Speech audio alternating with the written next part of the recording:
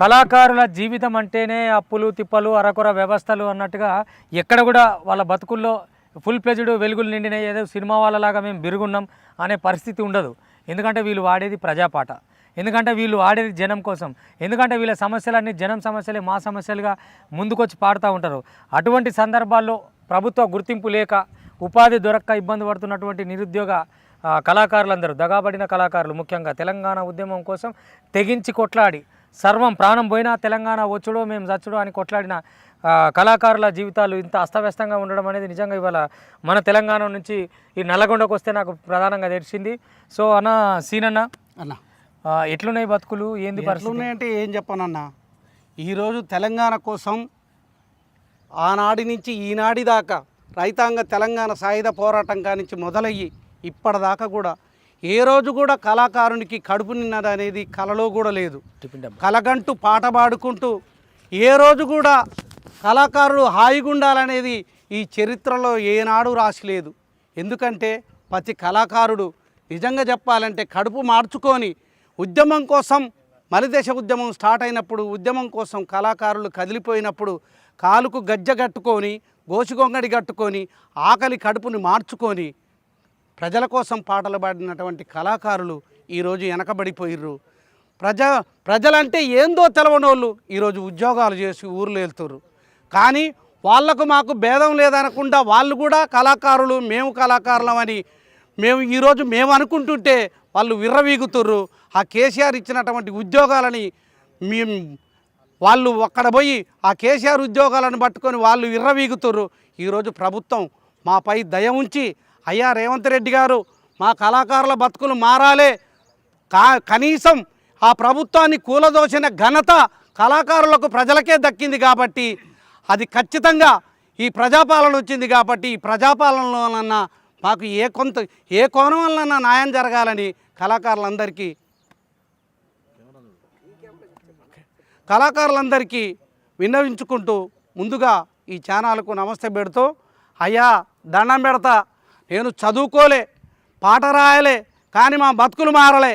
ఇంతవరకు ఈ ఉద్యమాలలో పనిచేసినాం, గోసిగొంగడి కట్టుకున్నాం, సంతోష్ అన్నమ్మడి కానీ, కిరణ్ అన్నమ్మడి కానీ, ఇటు పోతే నాగరాజమ్మడి కానీ, అందరితోటి పందిరి సైదన్నమ్మడి కానీ పాటలు పాడుకుంటూ తిరిగినాం. కానీ పాటలు పాడి కడుపు నింపుకున్నాం తప్ప కడుపు నిండా తిండి దీని ఏనాడు ముందుకు పోలేదు. అందుకోసం ఏమి మారేనురా కళాకారుల బతుకులు ఎందుకింత ఈనంగున్నైరా.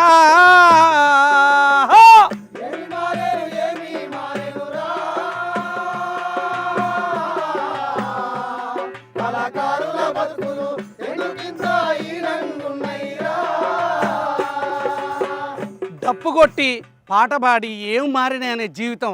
అందుకనే దండం పెడుతున్నాయా ముఖ్యమంత్రి గారు ఎక్కడుర్రో అయ్యా ఆలోచించండి, మా కరుణగల్ల సారు రేవంత్ రెడ్డి ఆలోచించండి, మా కరుణగల్ల సారు రేవంత్ రెడ్డి ఆలోచించండి, మా కరుణగల్ల సారు రేవంత్ రెడ్డి ఆలోచించండి. అయ్య కళాకారులం మేము, కళాకారులం మేము, ఓ కళతో బతుకుతున్నాము,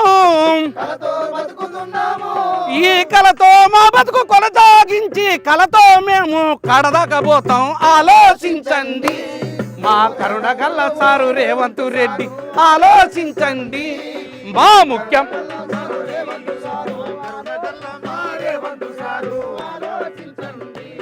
ఓ దయగల్ల సారు ముఖ్యమంత్రి గారు ఆలోచించండి, ఓ దయగల్ల సారు ముఖ్యమంత్రి గారు ఆలోచించండి.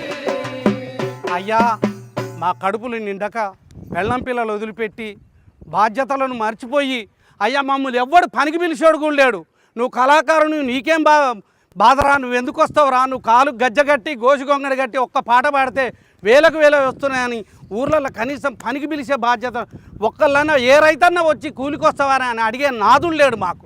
అందుకోసం మా మీద ఏమాత్రం దయ ఉంచి ఈ ప్రభుత్వం కళాకారులను సహకరించి మాకు ఏదో ఒకటి కల్పించాలని దండం పెడుతున్నాం.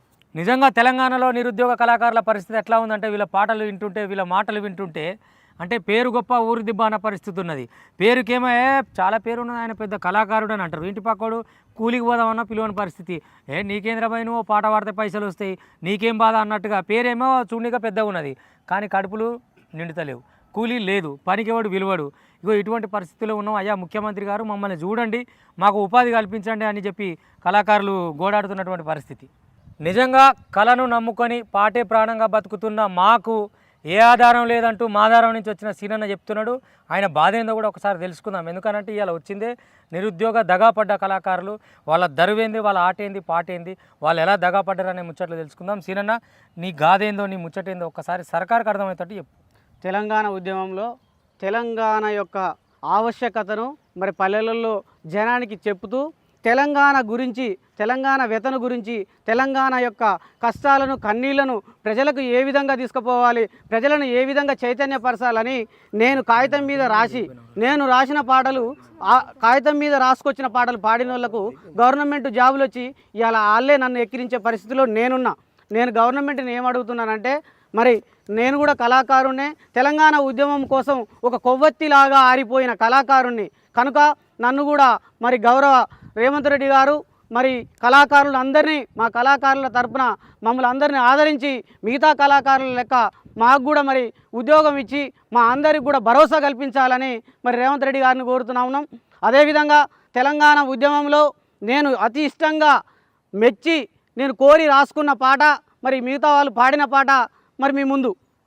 అసైదులారతి కాళ్ళ గజల గమ్మతి, తెలంగాణ లడాయికి జరుగుతున్న ఇమ్మతి. అసైదులారతి కాళ్ళ గజల గమ్మతి,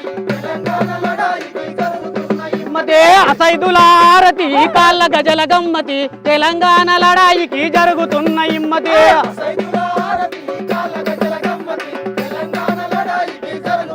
ఇమ్మతి. పోరాటం పొద్దులై ఎర్ర కనుల కలువలై, కుట్రదారు ఎత్తులను సిత్తు చేసే శక్తులై, కుట్రదారు ఎత్తులను పొక్కిలైన వాకిల్లా దుఃఖాలను తీర్చరా, తెగిసిపడే పల్లెలను ఎదల కద్ది కదలరా.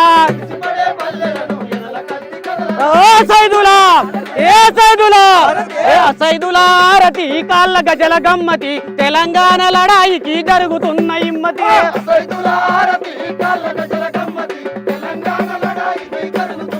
ఈ విధంగా తెలంగాణ ఉద్యమం ఉధృతంగా జరుగుతున్న సమయంలో ఇలాంటి పాటలు రాసుకుంటూ ఇలాంటి పాటలను పక్క వాళ్ళకి ఇచ్చి నేను కొవ్వొత్తిలా అరిగిపోయిన కళాకారుణ్ణి.